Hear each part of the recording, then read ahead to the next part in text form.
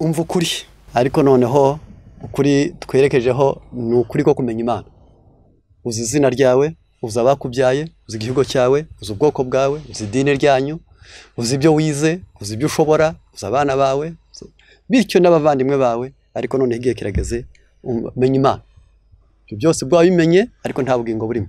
Niyo mpamvu muri Yohana 17:3 hatubwira akamaro ko kumenya Imana. Kumenya Imana na Yesu Kristo nibwo bugingo buhoraho. Imana ni urukundo, Yesu ni ubwenge, Umwuka Wera ni imbaraga ishoboza umuntu ibyiza, abamarayika mikorere ituma dushobora gutunganya ibyo dushinzwe, ko abamarayika bafasha bazaragwa agakiza. None kubw'ibyo iyo umuntu amenye Imana, ubumenyi kisi uburabutswe ibyiza yakoreye umuntu. Yarakuremye, yaragucunguye, ikubeshejeho, irakurinda. Niyo mpamvu kumenya Imana bihesha ubugingo buhoraho, naho kuyikunda gutuma ibyo uri byo n'ibyo ufite n'ibyo bakogeza byose bitagaciro. Yarangiza Habakuki 3:17 naho umutini utatoha bagahingira ubusa imyerayo, inka zikabura mu biraro. Nta kabuza ko nishimira Uwiteka kanezererwa mu Mana yakiza kanje. Abantu bakunda Imana ntabwo baba ari inkunda bintu, ahubwo bya bintu bituma bakunda Imana. Ariko abatayizi bakunda ibintu kuruta uko bakunda Imana. Niyo mpamvu aho barayitinya. Zaburi 139:1. Abantu bazi Imana barayitinya. Haravuze ngo muri Zaburi 139 umurongo waho wa mbere hatwereka neza ko iyo umuntu azi Imana no kuyitinya arayitinya.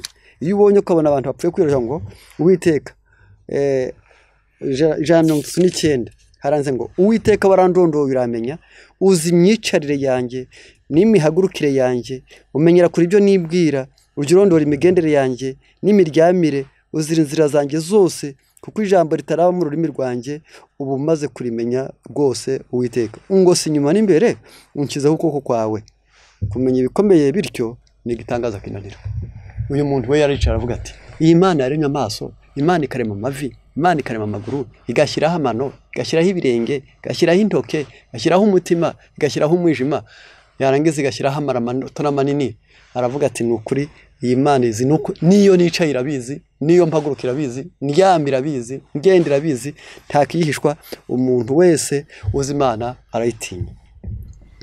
Kuyubaha Imigani 8:13 umuntu uzi Imana arayubaha. Iri jambo kuyubaha ni submission, ni uguca bugufi, ni ukuyigandukira. Niyo mpamvu mu gitabo cy'Imigani 13 nabwo tugomba kumenya ngo mbese umuntu yubashye Imana aba ameze ati. Haranditse hagira hati uko ijambo ry'Imana ritubwira, haravuze ngo kubaha Uwiteka n'ukwanga ibibi, ubwibone n'agasuzuguro n'inzira y'ibibi, n'akanwa k'ubugoryi nibyo nanga.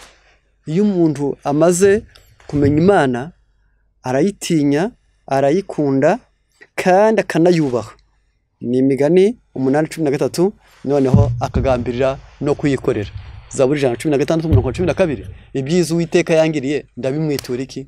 Nzakira igikombe cy'agakiza nambaza izina ry'Uwiteka. Buriya umuntu amaze kuba uw'Imana aba agomba gukorera Imana neza. Iyo umuntu amaze kuba uw'Imana aba agomba kuyikunda. Iyo umuntu amaze kumenya Imana arayubaha. Iyo umuntu amaze kuyimenya Imana arayitinya. Zaburi Abaheburayo 12:28 ubwo twakira ubwami butabasha kunyeganyezwa, tukwiriye gukorera Imana uko ishaka, tuyitinya kandi tuyubaha. Ngibyo ibikenewe. Nawe ngo ufaka akamaro ko kumenya Imana. Uwarya ni Imana yabiteye, uryama ni Imana yabiteye, unywa ni Imana yabiteye, ubyara ni Imana yabiteye, ushyingirwa ni Imana yabiteye, umwana yonka ni Imana yashyize amabere. Yarangiza ayo mahirwe yose menya Imana. Numara kuyimenya uzayikunda, uzayitinya, uzayubaha, uzayikorera. Tubibifurije mwese mu izina rya Yesu ngo mubashe kuyimenya no kuyikunda. Umva ukuri.